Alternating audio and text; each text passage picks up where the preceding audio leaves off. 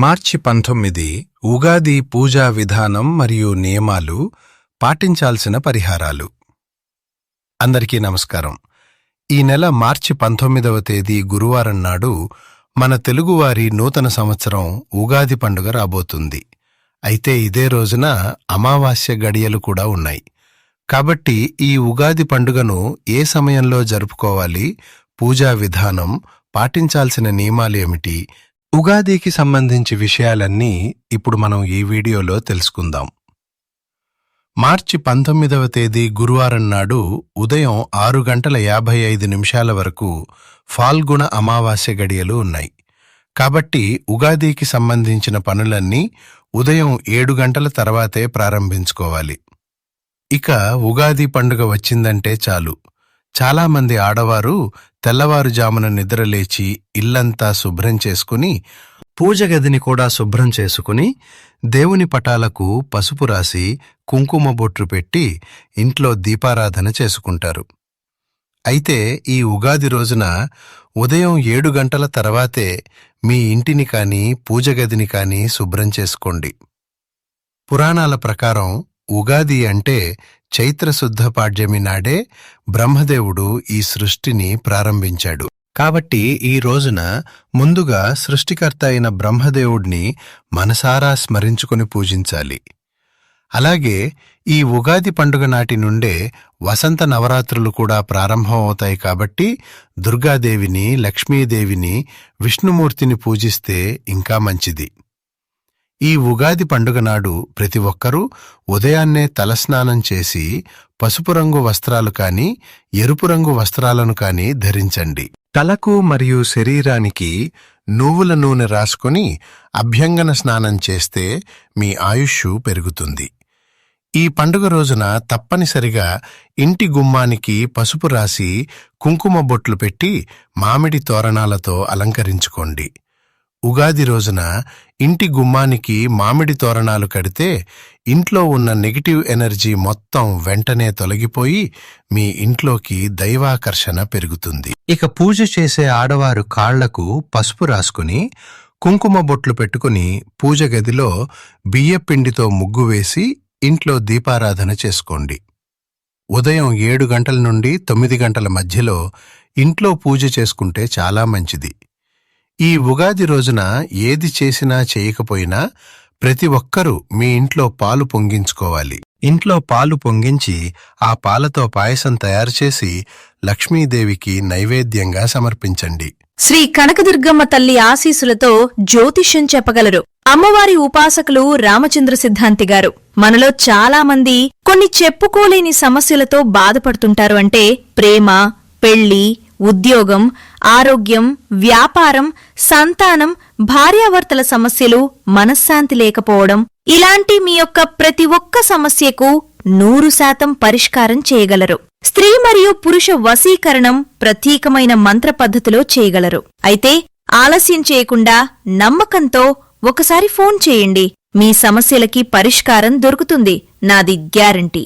అయితే సంప్రదించవలసిన నెంబర్ రామచంద్ర సిద్ధాంతి గారు 901433393338.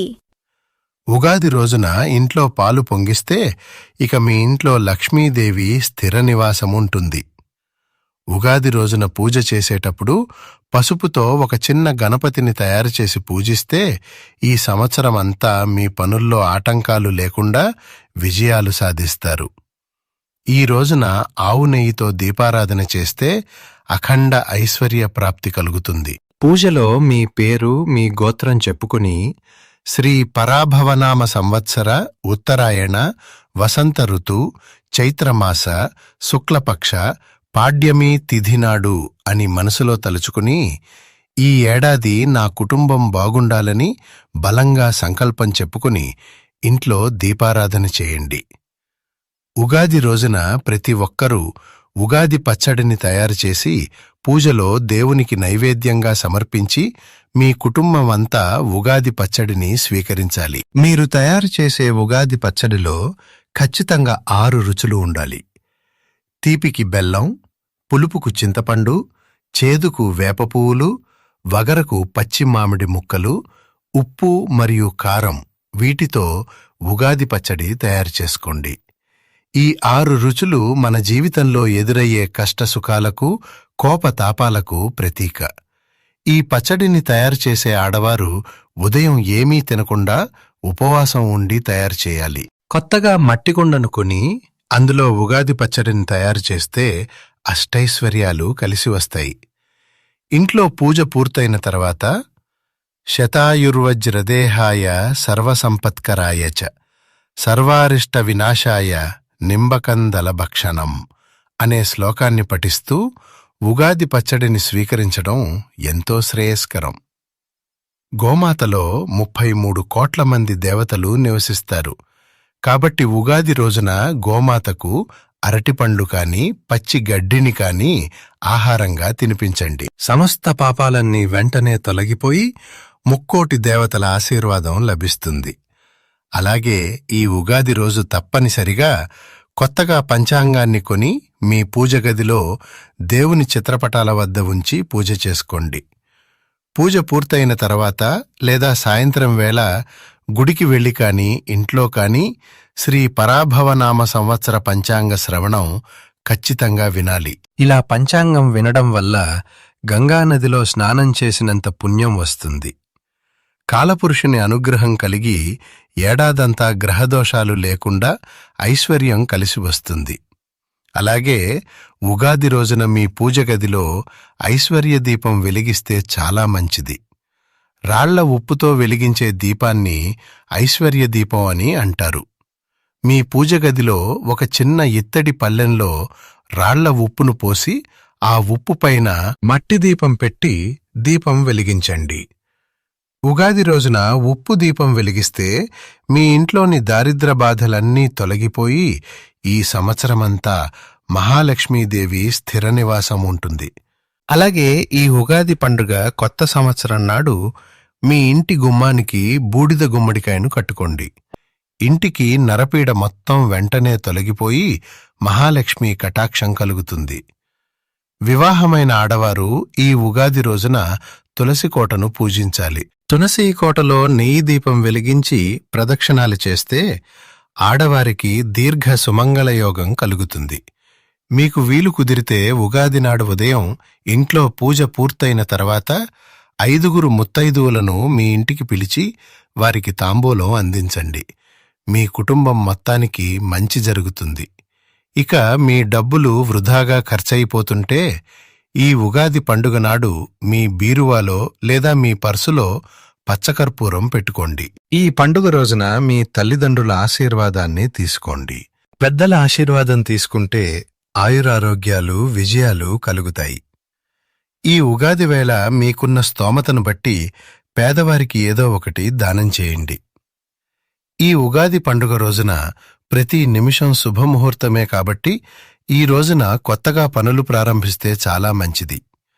విపరీతమైన ఆర్థిక ఇబ్బందులతో బాధపడేవారు పూజ గదిలో కుబేర ముగ్గు వేసి ఆ ముగ్గుపైన దీపం వెలిగిస్తే ఆకస్మిక ధనలాభాలు కలిసి వస్తాయి. ఈ ఉగాది రోజున ప్రతి ఒక్కరూ దేవాలయానికి వెళ్లి దైవ దర్శనం చేసుకోండి.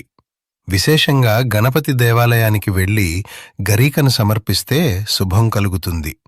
ఉగాది రోజున బ్రాహ్మణులకు మట్టి కుండను దానం చేస్తే ఈ సంవత్సరమంతా ధనధాన్యాలకు కొరత ఏర్పడదు.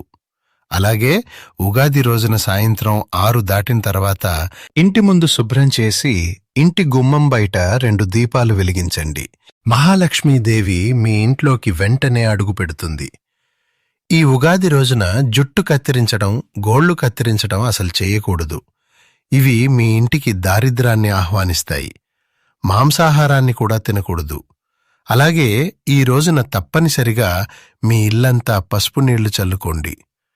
ఉగాది రోజున ఇంట్లో దీపారాధన చేసేటప్పుడు పూజ గదిలో అక్షింతలు పెట్టుకుని దీపారాధన చెయ్యాలి. పూజ పూర్తయిన తర్వాత అక్షింతలను తలపైన వేసుకుని దేవునికి నమస్కారం చేసుకోండి.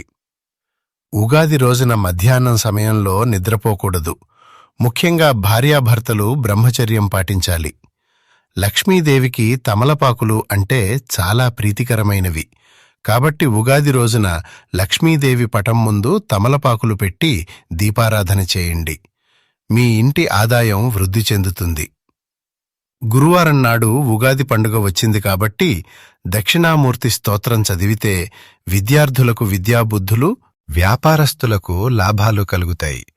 ముఖ్యంగా వ్యాపారాలు చేసేవారు ఒక పసుపు రంగు వస్త్రంలో 5 పసుపు కొమ్ములను మూటగా కట్టి మీ వ్యాపార స్థలంలో కానీ గల్లాపెట్టలో కానీ పెట్టుకోండి.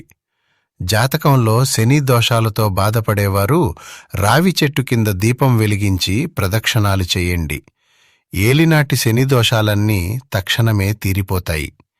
సాయంత్రం సమయంలో తదాస్తు దేవతలు సంచరిస్తూ ఉంటారని నమ్మకం. కాబట్టి ఈ ఉగాది రోజున తదాస్తు దేవతలు తిరిగే సమయంలో, అంటే సాయంత్రం 6 గంటల నుండి 7 గంటల సమయంలో ఇంట్లో దీపం వెలిగించి మీ మనసులో ఏదైనా కోరుకోండి.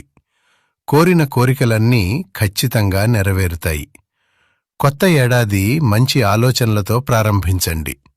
ఉగాది నుండి ఈ సంవత్సరమంతా బాగా కలిసి రావాలని మనసులో సంకల్పం చెప్పుకొని కొత్త పనులు ప్రారంభించుకోండి. తెలుగు పంచాంగం ప్రకారం ఈ కొత్త సంవత్సరం శ్రీ పరాభవనామ సంవత్సరం ప్రారంభం కాబోతుంది.